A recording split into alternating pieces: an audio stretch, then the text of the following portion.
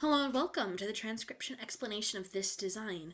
This is done in quite a different style than in most of my other pieces, where instead of having the focus be on the transcription itself and having the main line work of the design being the focus of the piece, the line work of the translation is built into the different figures in the artwork, like the flower and the skull, and then that little bronzy gold bit in the corner there.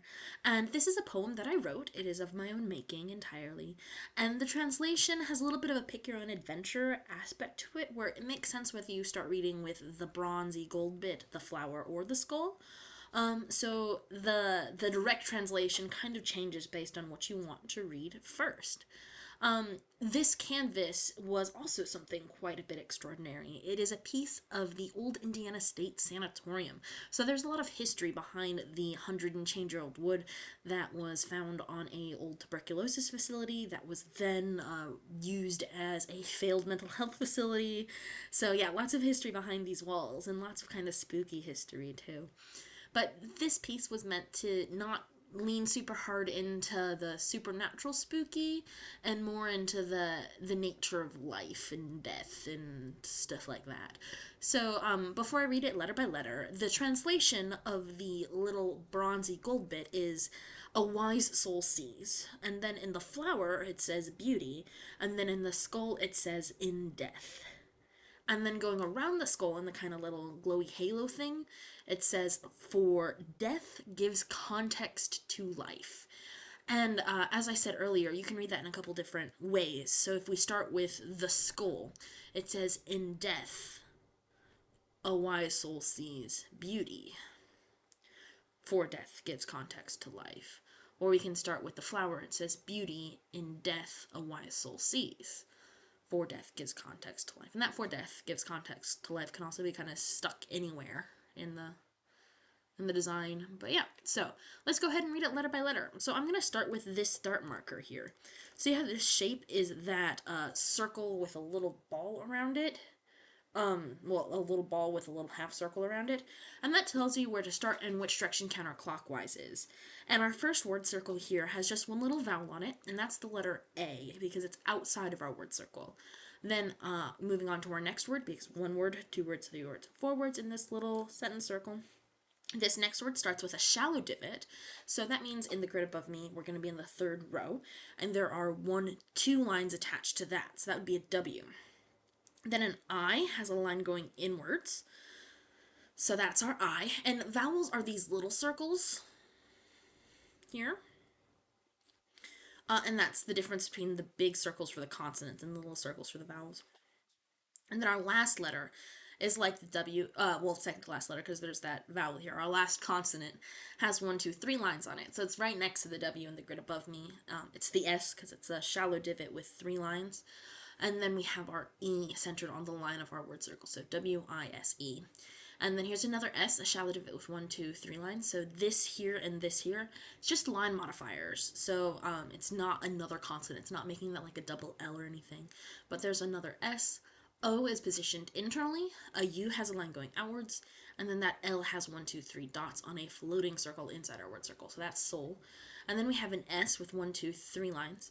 And this is a double circle. See how there's one ring there and another ring there, unlike this A that's just one ring around everything? So that means it's a double letter. So that's a double E. And then another S. So S, double E, S. Because one, two, three lines on that shallow divot. And same thing there. So that's a wise soul sees. And if we continue counterclockwise, our next little chunk of word is this here in the flower. And there is this deep divot here with no dots or lines. Like, yes, there's a whole bunch of these little textured dots, but they're not dots like these guys that are part of the translation. So that's just a B with no modifiers. An E is centered, and an A is outside the word circle. A U has a line going outwards. A T is a shallow divot with no modifiers. A Y crosses our word circle line and has two dots. That's B-E-A-U-T-Y, so beauty in the flower. And then this word here, well, two words here, we have an I, a little guy, on the line of our word circle with one line going inwards, so that's the I. And then an N also has one line, so that's the I-N in. And then a deep divot with three dots is a D. An E is centered. A is outside the word circle. This T has no lines or dots, and then this H has 2 lines, these 2 little curving lines here. So that's death. So that's a wise soul sees beauty in death. And then here we have an F with 1, 2, 3 lines. O, R is a shallow divot with 3 dots, so 4. And then here's a little space. 3 dots on the D, E, A, TH crosses the line with no modifiers. This is a deep divot with 1 line attached here. That line going from the I ends on that G. And then, like I said, that's an I. So G, I, V with 1 line, E, and then a shallow divot with 3 dots. It's an S. Here's a little space after the word gives. 1, 2, 3, 4 dots on the C. The O is here.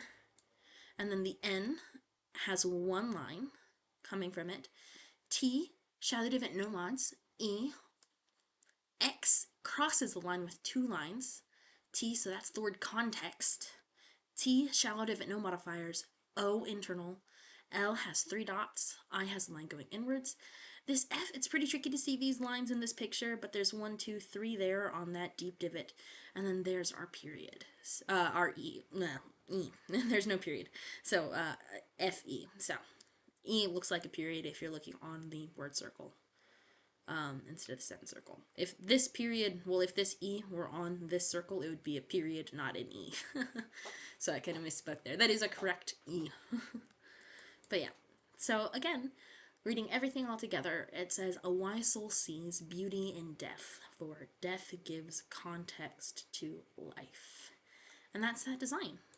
Done with acrylics and the, like, shiny chrome markers and some spray paint on 100 and change year old wood from an abandoned sanatorium.